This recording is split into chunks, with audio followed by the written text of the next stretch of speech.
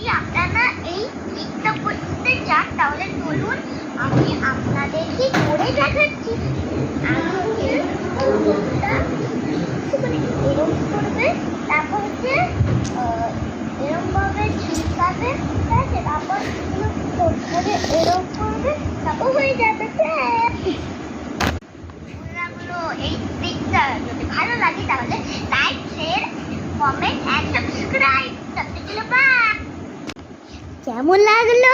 ভালোই তো লাগলো না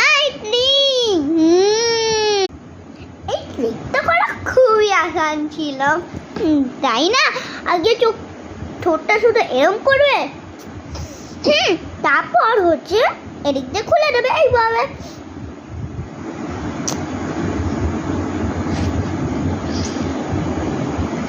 এই ট্রিকটা অনেক সোজা, তার জন্য লাইক।